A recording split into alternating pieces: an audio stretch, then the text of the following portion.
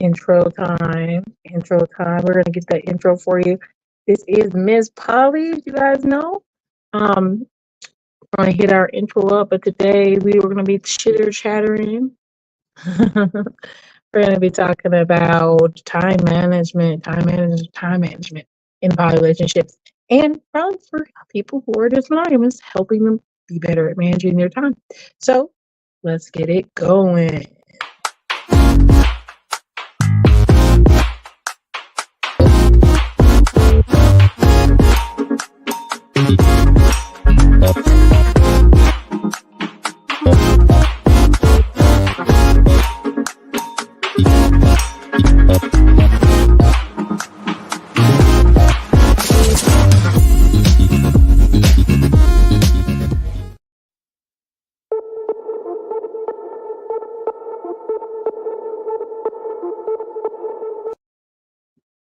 Hi, everyone. Like I said, today we were going to be having a talk about time management.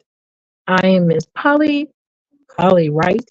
If you're new to the channel, you know we like to talk about how we can manage our time with our love lives. Okay. Also, we like to talk about being poly, being in good relationships with the food, ourselves, our job, our children, all those things. Because being in relationships is very, very important. And making sure we know how to maneuver in these relationships can also make your life better, right? Want to uplift our lives and make everything better than what it was, right? So we always talk about manifesting. We're going to manifest great relationships and great energy. Right. So, hey, what's up? So, what I wanted to talk about today is management of time. Now, this is something that can change all the time. Doesn't matter if you're poly or not. For myself, oh my gosh, right? Like for myself, managing all your partners and your time, not just for yourself, but for your freaking, like, just in general, right? It's so, so important. I think the older I've gotten, the more important it is to manage my time so I make time for myself and being able to relax and all those things. And sometimes I prioritize things a little differently, and sometimes I don't do it right. And you can tell the difference, right? So, if you guys want to learn more about that, we're going to jump right into it. So, let's start. We're going to start with poly because this is what this is all about, really, is about multiple relationships, right? So, if you are poly, I think one of the questions that I get asked the most is, how in the world, ma'am, do you have time for all these people? You know, that's one of the questions I get asked a lot. And it's like, to me, it's I don't really think about it like that because I'm always thinking, okay, well, it's not that big a deal. It's not that turn it down a little bit. It's not that big a deal because yeah, I have more than one partner, but I'm able to manage my time with them. And what I mean by that is a lot of times what I'll do is I find the right partner. Very important. Finding the right partner, right? Because you want to find a partner that's going to fit into the system that you have, right? Hey, Tiffany, how are you? You're going to try to find a partner that will fit into your schedule. And what I mean by that is when you're looking for partners, if you're a person who's very, very busy, you may not want to have partners who are extremely needy for time. And so you want to find partners who maybe have other things going on. They may only need a portion of your time. You might want to look for those partners. So finding that right connection is really, really important. Now, when you do have a pod, what I suggest is if you're adding more people to that, make sure that you maximize your time. So what that means is if you're a person who knows that you have a lot going on, right? Now, and on top of being poly, you might have a job, full-time job, you got some activities to do. You want to maximize your time. How do you maximize your time? Incorporate your partners into those things. One of those things would be if you know you want to exercise, find a partner maybe that it has a certain amount of time, and uh, one of the things that they value really highly is exercising. So then what you're going to do is make sure that partner and you go do your workouts together. So that's time you're maximizing your allotted time because now you're doing two things at the same time. And that's great. Okay. So another thing you could do is find a partner that has interest in maybe the same business that you have. So it could be, I'm just going to use an example. If you have a partner that is into maybe, um, you know, I'm trying to think of something real quick because it's like, but let's say he's into cooking, right? So why don't you guys, then say, hey, you know what? Once a week, I like to do food prep. Let's do food prep every Sunday. So now you've made a time slot for that person on Sunday to do food prep for the week. Not now you're getting your food prep in and you're making sure you're spending time with your partner. You're enjoying things you like to do together and you're able to share your experiences with them. So maximizing your time by doing those things is really, really important. Now, I know there's going to be people out there that say, okay, well, I'm so poly. I don't like to mix all that business and stuff together. And I get that. That's cool. That's cool. Take your time. You don't have to be always surrounded by your partners. That's why you make sure when you choose partners that you choose the ones that are going to be fitting for you. So if you're a person who likes a lot of time by yourself, then you may want to find, like you said, a busier partner or someone who maybe you want a partner who is gives you a lot of attention. You can find someone who would like to give you a lot of attention and pour into you. And how can they do that? And then you will think about what's in your time schedule and how they can participate in that. If it's, hey, you know what? Every Wednesday I have um, this class I go to, and I know that this is what I really like to do. Is I'm not do by myself, but how they can pour into that is participate in maybe getting you to and from the classes, or they can go join the classes, any of those things. Hey, it's real so fun. So you can find ways that you and your partner can spend more time together. And some people, well, for most people, I'll say this because I don't usually schedule because that's just me. But a lot of people use schedules. They have a Google schedule mapped out. Like it is like top notch, right? So they have like what they do on, twice a month with this partner, what they do with this partner. On Thursday night, they talk to this partner on the phone. They have things they set up, and that is awesome. If that works for you, if you guys want to synchronize your Google calendars and all that, that works. And I understand that, because I've heard a lot of partners will probably do that. It does work. It's very convenient. It has reminder settings and all those things like that. So if you're a person who's interested in doing that, check that out. Synchronizing your Google calendars so you have events and things like that planned so that you're all on the same page. Especially if you're a partner, you have a partner, your partner has another partner, and they might have an activity or an anniversary or something, and that way, you're kind of, what's going on, and you guys give out the information. Now, I will tell you this: if you're in a situation where there's three of you, and you guys are all together in a tripod, a lot of times your activities are already going to be conjoined. So when your activities are already conjoined, you don't have to do as much as a person who has separate individual relationships that are not basically intertwined with each other. So making sure that your relationships are kind of, in order, and find out what kind of relationship you have. Find out what kind of relationship you have will assist you in finding what schedule fits you best.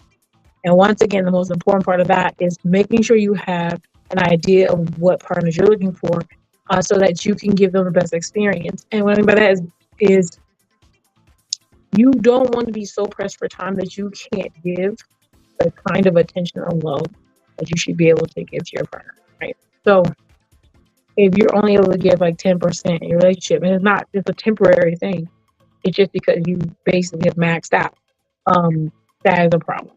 So that's another thing that we talk about when we talk about scheduling, especially when you have partners or you're seeking new partners, is making sure you're not exceeding your limit. I call it maxing out. Find your number, because there are people who go into poly.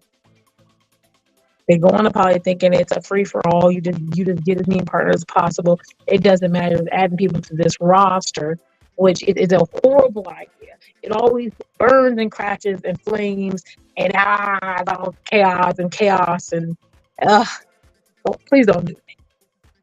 Do not do it. Okay. No, sir. We're not going down that road. We're not going to be part of the corruption Okay, the corruption of poly gone wrong. Okay, we're not doing it. So what I want you guys to do is not do that. Okay, what I mean by find your number is now this may you might have to experiment. You might have to experiment. You may have to test out somebody. I have to see like, hey, let me get one partner. Maybe I have two. Maybe I have three, and kind of see if you can manage that. You know how much time you have. You have to see if you can fit those people into that schedule with you. When you are just getting, I'm gonna call it kind of greedy, right? Because at some point you know that yeah, you like five people, right? Let's say you like five people. You like five people, but you don't have energy or time to give five people. You should revise that. Let's not have five people.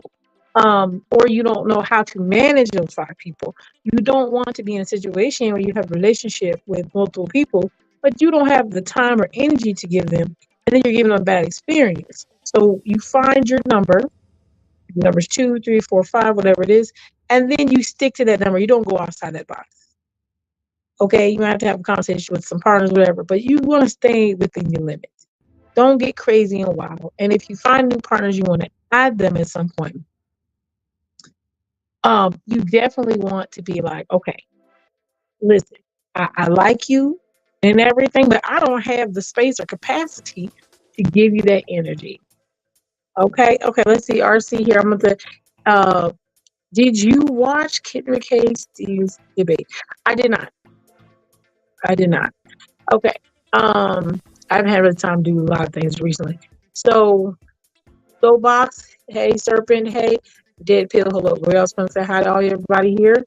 Thanks for stopping in. So, yeah, definitely if you want to have time management, please, please find out what partners fit you best is the first thing. Get your max of partners you should have. Make sure that you also are seeing what kind of interactions you want to have with your partner. You may just want to have like a long distance relationship. You might have a short distance relationship. Those are important too because they take time, right? So when you're doing your time management, being able to evaluate how much time you can give if someone lives far away, how much time will you need to give them? Because that takes away from maybe local partners. So you have to then evaluate, okay, is that worth that partner coming? And are you able to give them the attention it needs to have? Because a long distance partner needs a different kind of attention than a local partner. And so you all have to have that conversation of what that looks like. How are we going to spend time together when I only see you once every 3 months? What does it look like on a daily basis when I interact with you? Do you need a certain amount of calls? Do you need less calls? Is it more convenient for me to come to you or me to go the other way? All those things. So you definitely want to be part of that. Okay, let's see here. RC, let's see here. He says it's about Kenny K. Stevens and her husband who are polyamorous versus the monogamy, and they are ministers. I have not. I have not. I have not. Um, if it's memory serves me correct, I haven't seen that at all. But I may take a gander at that later. Absolutely. But yes. Yeah, it is the other thing. With being in this that some people, don't realize that they have to manage their time to date people. And I know it sounds weird. Some people think like it's real easy, which is cool or whatever, but sometimes it's not because how can I say this? Because a lot of people have this equation in their mind that time equals love, right? Right. Now I think it's good, right or wrong. The thing, time equals love. For me, time does not equal love. It does not, in my mind, because you can spend a little time with your parents, and yes, you didn't spend all the time with them all the time, but you still love them the same. I think a lot of it has to do with that first connection, energy, and all of that. Because when let's say the interaction, I try to use parents, people try to get upset about that, but if you were in interaction with relationship with people and you have a good connection and all the things that you like are there, and then you have to transition to not seeing them as much, then that transaction doesn't change the love you have for them. I just don't see you as much in person. Okay, but I still care about you the same. Now, that does not mean you don't put energy and effort into to the people that you care about, because you have to do that, because that is one of the main ways people normally show that they care about each other and they, are thinking about them, all those things. Now, sometimes some people like a lot more space than others, but recognizing that that is something that they do is very, very important. So you need to know your partner, right? And when it comes down to also time equaling love, another issue some people get like when I say that, they're like, oh, well, you love someone you care about and you want to be around all the time. And that is very, very, very true. But it's also true that those people are sometimes like, can get very love heavy, consumed.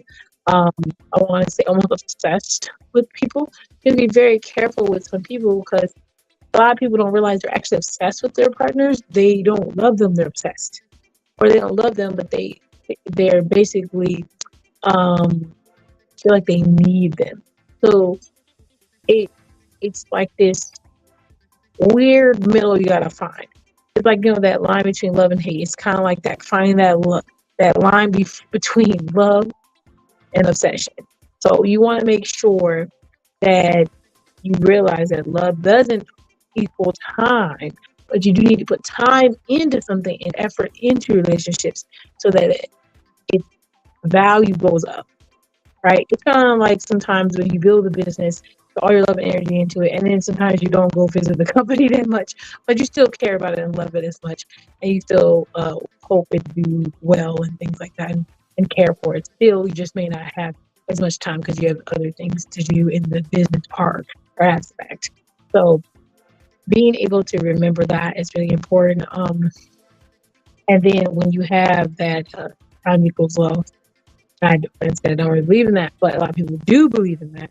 You want to also realize that there are some people who have like the way they show love is like giving things or things like that. So those ways they show love. So they may not give you love in time, maybe give love in presence. And I think that's a lot of confusion that takes place in all relationships. Is that the miscommunication is that you should love me the way I love you. And that's a miscommunication, because just because you show love this way does not mean I receive love this way. And if I receive love this way, that means that if you want to show me love, you have to give the love that way, right? That's what it means. So it doesn't mean all the time, but that's why some people you'll see they look very opposite in relationships. They say, oh, that guy looks like he's never nice to his wife. He's always kind of talking crap, or blah, blah. But he may show his love by giving his wife a house to live in, working hard, making sure she has all the things her needs are met. But then sometimes he doesn't hug her or kiss her or touch her as much because he's not a physical person. So now your people from the outside viewing in will say, oh, he doesn't care about her, he never touches her, blah blah. But for him, the way he shows love is to give. Give. It's not the physical touch. So he might physical touch her sometimes, but that's not his love giving.